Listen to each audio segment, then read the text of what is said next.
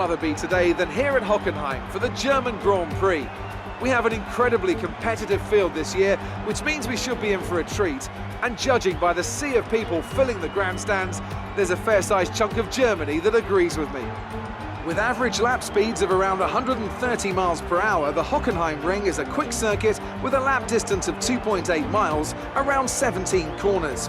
The main DRS zone through Parabolica leads into the hairpin for the best overtaking opportunity on the track.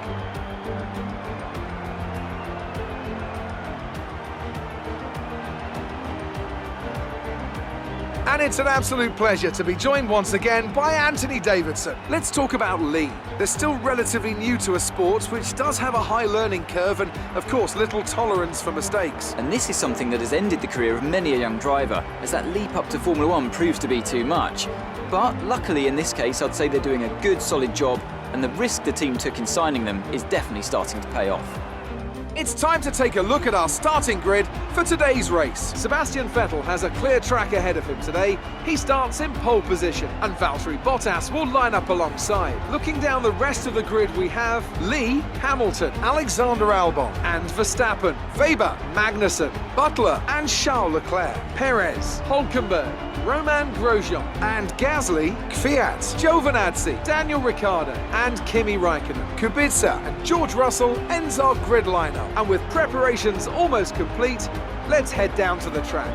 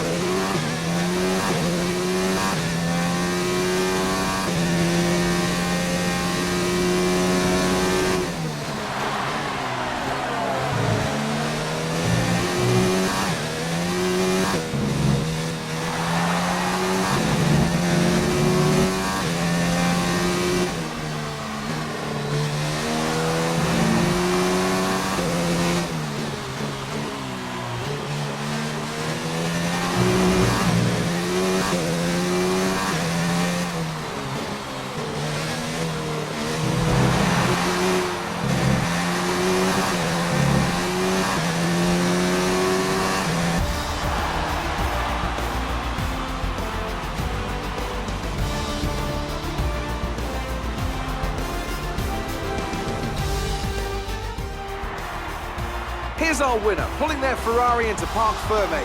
What a fantastic race it was. Tell me, Ant, how did they manage to achieve this win? Well, they certainly stood out as a driver with tons of confidence on the track. I think their ability to keep their cool, even during some of the more hectic parts of the race, meant they were able to capitalise on the mistakes of other drivers, giving them the opportunity to make their way to the top spot with ease.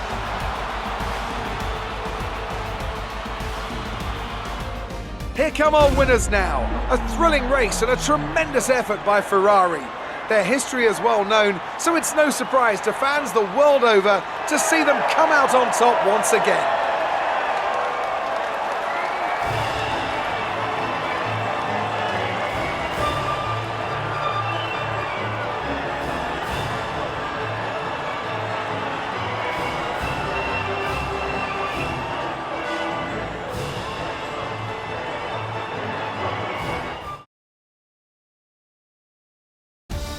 So, let's review the drivers' standings. It's a great result for Lewis Hamilton, who moves further ahead at the top of the table. Let's focus on the driver of the day, Anthony Davidson.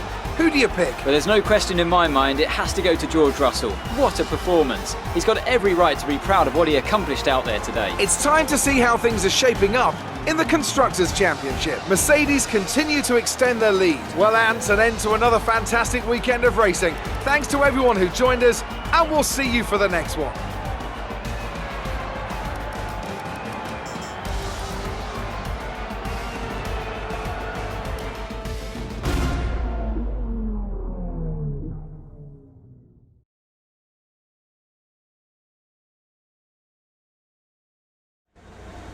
Amazing performance out there. I'm sure you're pretty happy with that. Another podium. You must be getting used to it up there. You're surpassing all expectations. Can anything or anyone stop? You had a few bumps and scrapes. Great. Well, that's everything.